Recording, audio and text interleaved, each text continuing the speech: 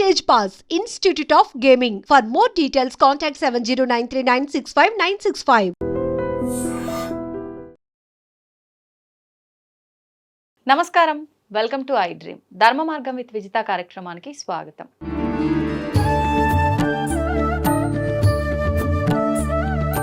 నమస్తే అండి. నమస్తే అండి. ఎలా ఉన్నారు?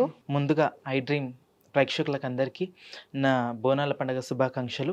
ఈ ఆషాఢ మాసం బోనాల పండుగ సస్యశ్యామలంగా మనస్ఫూర్తిగా అమ్మవారికి బోనాలు ఆడపడుచులందరూ నివేదన చేసుకుంటూ మీ మనసులలో కోరికలన్నీ పరిపూర్ణం కావాలని మనస్ఫూర్తి కోరుతున్నాను.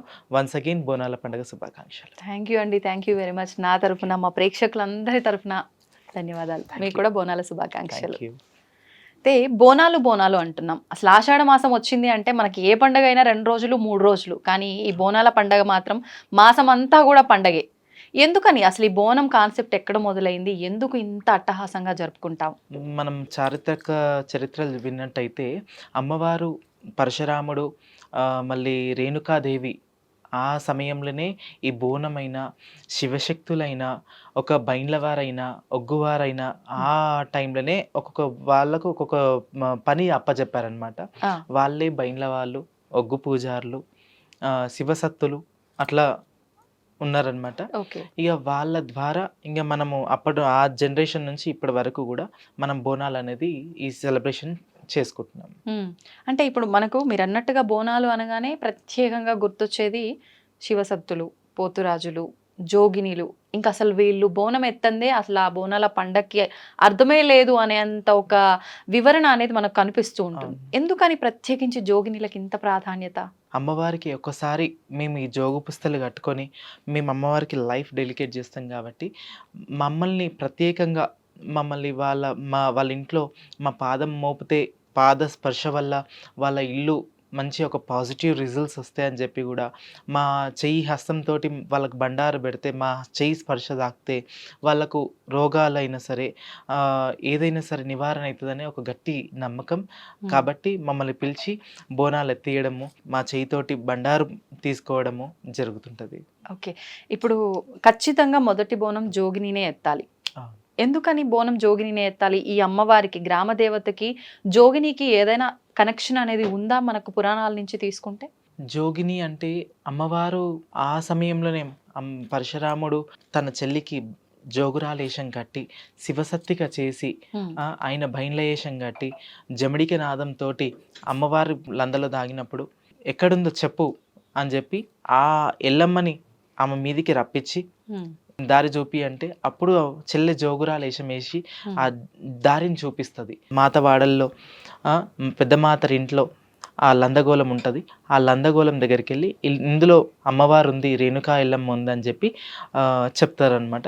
అప్పుడు ఈ పరశురాముడు ఏం చేస్తాడంటే పటాలు, రంగవెల్లిల పటాలు, ముత్యాల పటం వేసి అమ్మవారిని గుమ్మడికాయలతోటి నిమ్మకాయలతోటి తల ఇంకా నువ్వు వస్తావా రావా, ఇంకా నేను ఈ ఆటపోతులు బలిస్తా, లేదు గావు పిల్లని చేస్తా, నేను ఈ ఆటని జోలపాట పాడుకుంటూ అట్లా వివిధ రకాలుగా విన్యాసాలు చేసుకుంటా అమ్మవారికి ఉగ్రం వచ్చేటట్టు, రేషం వచ్చేటట్టు అమ్మవారిని ఆ సమయంలో అమ్మవారిని లంద గోళం నుంచి బయటికి రప్పిస్తాడనమాట. రెచ్చగొట్టి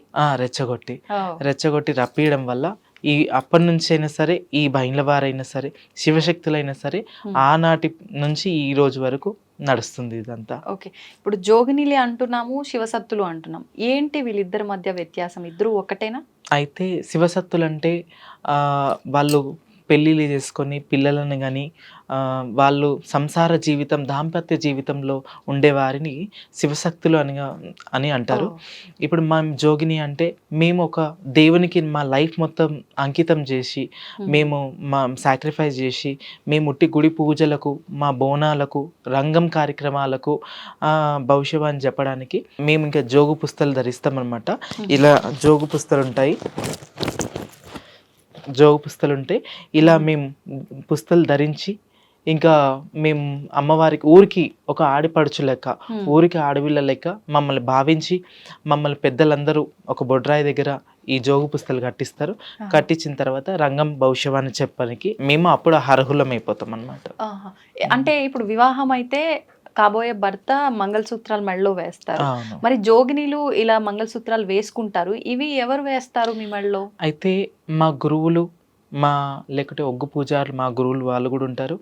వాళ్ళ ద్వారా ఇంకా మేము కత్తికి భాష్యంగం కట్టుకొని అమ్మవారు, ఇప్పుడు మనం చూసుకున్నట్టయితే బల్కంపేటలో ఏదైతే కత్తికి భాష్యంగం కట్టి అమ్మవారికి పక్కన జమదగ్ని మహామునిని అట్లా చూస్తారో అదే విధంగా మాకు కూడా కత్తికి భాష్యంగం కట్టి మేము జమదగ్ని మహామునిగా భావించి ఆ కత్తితోటి మా మెడలో ధారణ చేపిస్తారనమాట.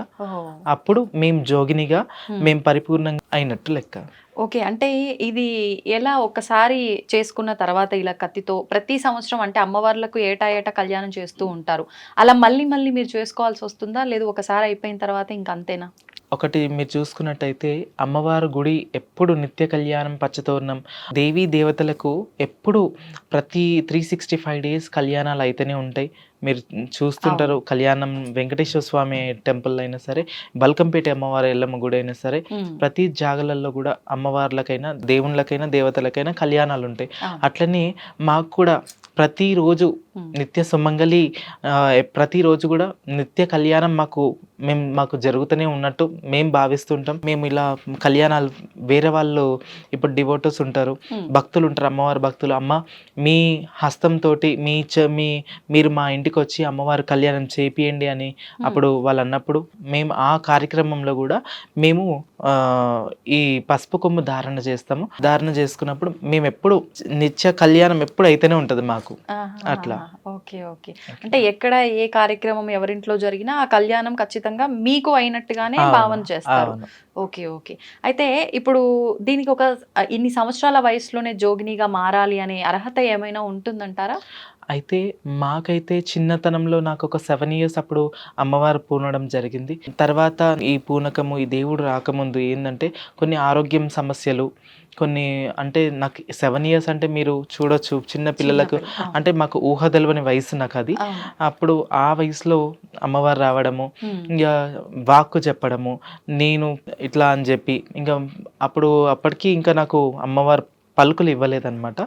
అయితే వేరే వాళ్ళ దగ్గరికి వెళ్తే స్వామి మల్లన్న స్వామి ఎల్లమ్మ తల్లి నీడనే ఉంది, ఏం భయపడకండి, ఆరోగ్యం కూడా మంచిగా అవుతుంది, ముడుపు కట్టండి అన్న ఒక చిన్న మాట చెప్పారనమాట మా డాడీ వాళ్ళకి. తర్వాత 11 రూపాయలు ముడుపు కట్టగానే నా బాడీలో చేంజ్ రావడము, డాక్టర్స్ కూడా వాళ్ళు కూడా మిరాకిల్ వాళ్ళు కూడా ఫీల్ అయ్యి, అరే మాకు అసలు అంతు పడలేదు, ఏం ఎక్స్రేలు తీసినా స్కానింగ్లు తీసినా ఏ రిపోర్ట్ తీసినా నార్మలే వస్తుంది, అసలు ఆ రోగానికి మందేంది ఏంది అసలు అనేది వాళ్ళు కూడా కనుక్కోలేకపోయారు అనమాట. తర్వాత ఈ ముడుపు కట్టిన తర్వాత మంచిగా అయిపోవడం, మళ్ళా అప్పుడు అమ్మవారు ఆవాహించడము, ఇక తర్వాత ఒక్కొక్క వారానికి ఒక్కొక్క చేంజ్ రావడం నా లోపల, ఇక నాకు వాక్కుధనాలు రావడం.